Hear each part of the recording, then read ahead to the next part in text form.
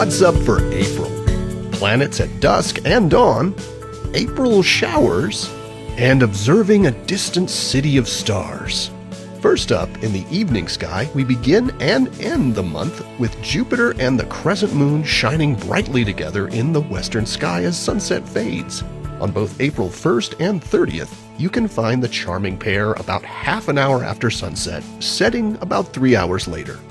Mars is high overhead in the south on April evenings. At the start of the month, it's directly in between bright stars Procyon and Pollux, but it moves noticeably during the month.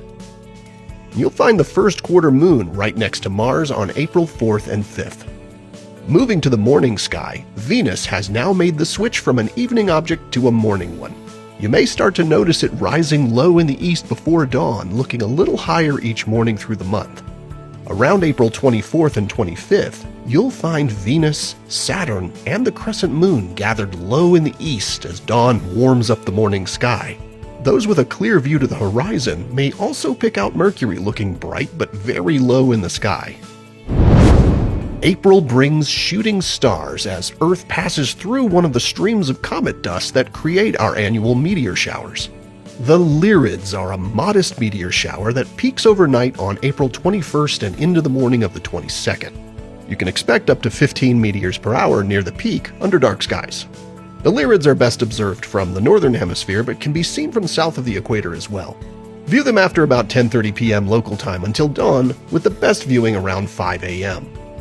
The waning crescent moon will rise around 3:30 a.m., but at only 27% full, it shouldn't interfere too much with your meteor watching. For the best experience, face roughly toward the east, lie down in a safe, dark place away from bright lights, and look straight overhead. Meteors can appear anywhere in the sky, and some Lyrids can leave bright trails that last for a few seconds after they've passed. NASA studies meteors from the ground, in the air, and from orbit to forecast meteor activity and protect spacecraft, and to understand the composition of comets and asteroids throughout the solar system. April offers a chance to observe a truly distant wonder, a globular cluster known as M3. It's a vast collection of stars that lies 34,000 light-years from Earth in our galaxy's outer reaches. Astronomer Charles Messier discovered this object in 1764 while searching for new comets. Realizing it wasn't one, he added it to his list of interesting objects that were not comets, which today we know as Messier's catalog. Through binoculars, Messier 3, or M3, appears as a small, fuzzy, star-like patch of light. With a small telescope, you'll see a more defined glow with a slightly grainy texture. And with a telescope 8 inches or larger, the cluster begins to resolve into hundreds of individual stars. Now, globular clusters contain some of the oldest stars in the universe, often over 10 billion years old.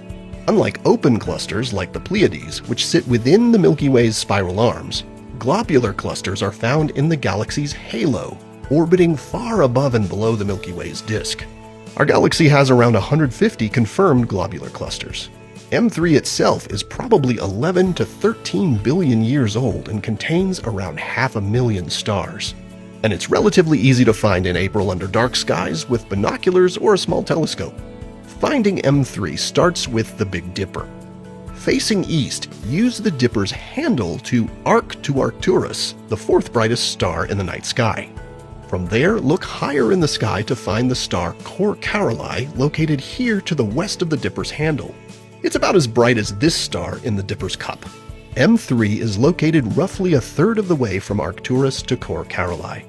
With binoculars or a finder scope, sweep within this area until you spot a faint, round glow. M3 is an excellent target for beginners and seasoned observers alike. Whether using binoculars or a telescope, you'll be rewarded with a view of one of the oldest objects in our galaxy. Here are the phases of the moon for April. Stay up to date on all of NASA's missions exploring the solar system and beyond at science.nasa.gov. I'm Preston Dykes from NASA's Jet Propulsion Laboratory, and that's what's up for this month.